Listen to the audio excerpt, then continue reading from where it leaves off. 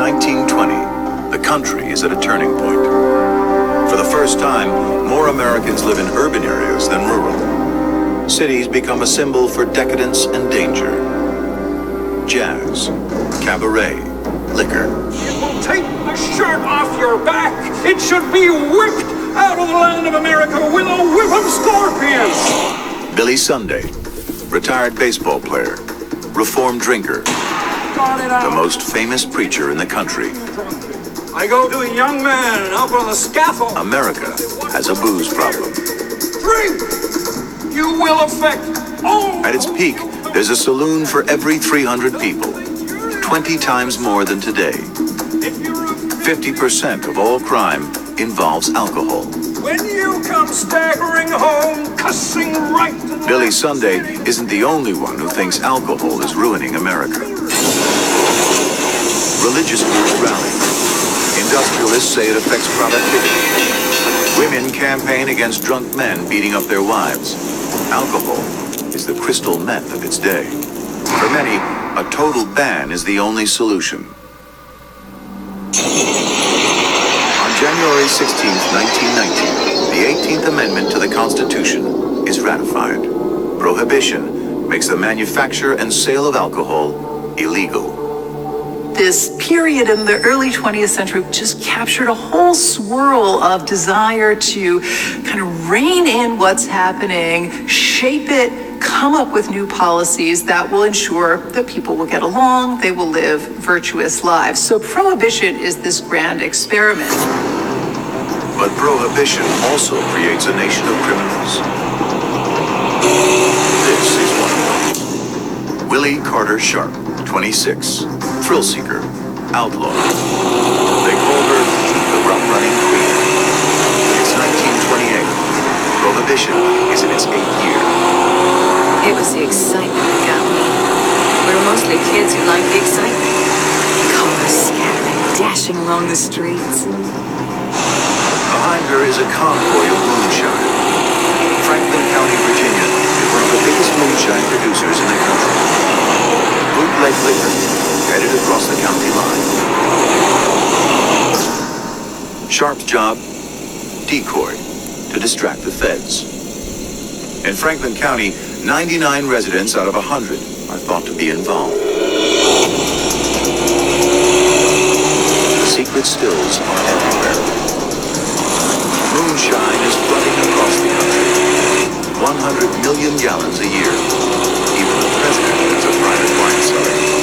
It seems so ridiculous anyone would ever tell you you cannot legislate morality. You certainly can't stop people from drinking.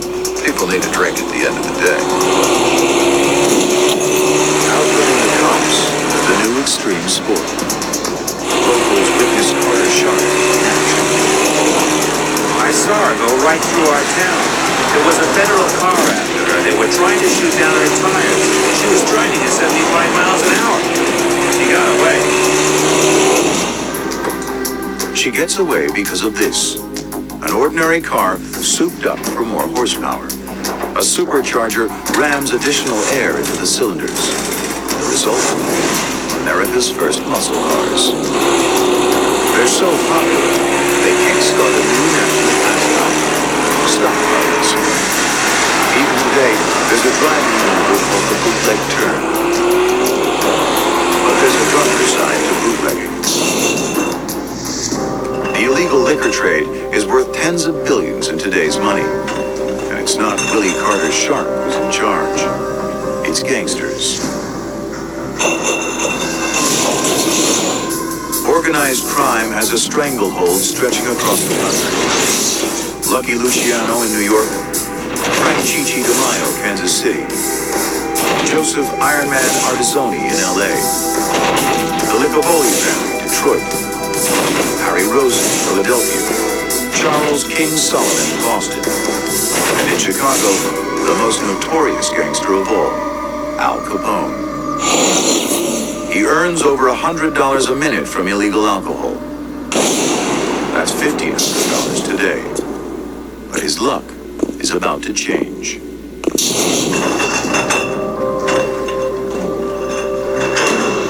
2122 North Clark Street. headquarters of Capone's bitter rival, George Bugs Moran. February 14th, 1929. Two men in police uniform arrive. Normally, the cops leave without arrests after a quick payoff. But this isn't a normal day. These aren't regular cops. What happens on Valentine's Day 1929 will change the course of Prohibition in America.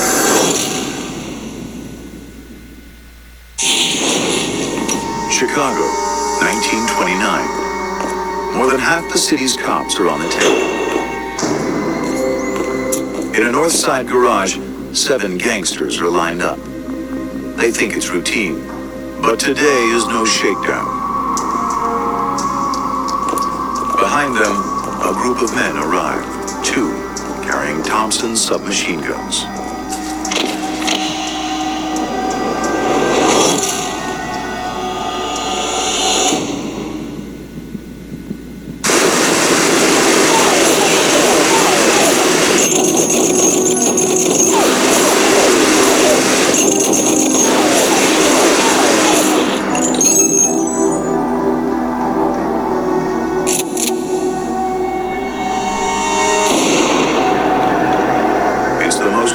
Slaying in mob history. The question is, who's behind the hit? The police or Al Capone? Detectives and photographers flood the scene.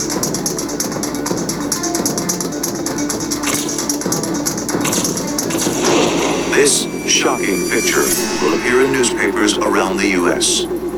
This is where Prohibition has come to. America has had enough. The federal government is forced to act. Major Calvin Goddard, methodical, clinical, weapons expert. Pioneer of a brand new science, ballistic forensics. For the first time, vital clues like bullet casings at a murder scene can be analyzed. Goddard's work leads to one of the first forensic crime labs in America. It will revolutionize the work of the FBI.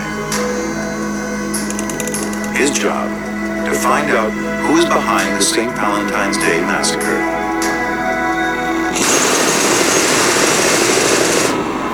When a gun fires, it leaves marks on the bullet casing as unique as a fingerprint. By analyzing casings at the murder scene, Goddard establishes that just 2 Tommy guns were fired. Neither is a police gun. Everything points to Capone.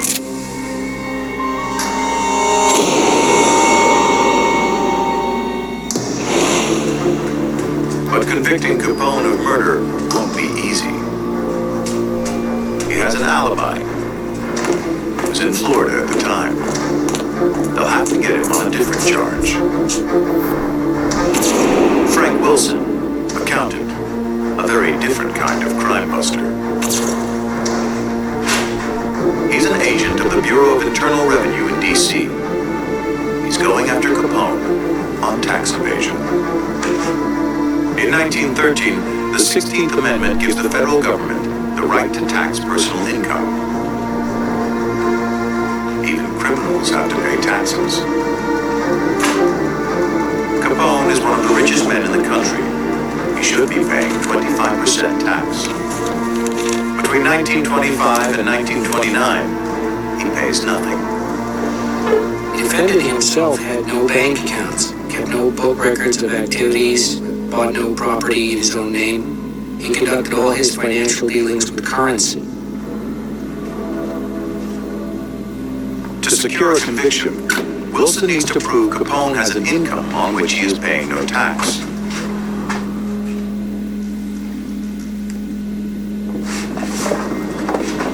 He uncovers a ledger confiscated from a business called the Hawthorne Smoke Shop, thought to be a Capone front. It's a detailed record of a gambling business. But no taxes have been paid on the income from this business. If Wilson can establish a direct link with Capone, may be able to nail the nation's most notorious criminal on tax evasion. Wilson studies the ledger, but can't connect it to Capone. Then, a breakthrough. The handwriting. A careful comparison of the handwriting in the ledger with specimens from various employees of the Capone organization established that the handwriting belonged to the managers and the cashier of the Hawthorne smoke shop. The handwriting proves Capone's connection to the business. It's the vital evidence.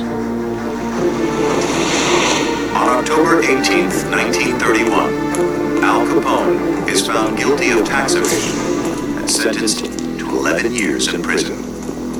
Frank Wilson found out that he was not paying his taxes. It's an odd thing. This man who had done all these other things, ordered the execution of lots of people, was responsible for the murder of people, and they get him on tax evasion. Tax is no small matter. Prohibition has been a disaster. It's massively increased the stranglehold of organized crime. It's cost the government billions in lost tax revenue. Gangsters like Capone have become rich at America's expense. But now, more than ever, the government needs cash. The stock market crash in 1929 has brought the economy to its knees. The government is broke. A levy on alcohol is the solution.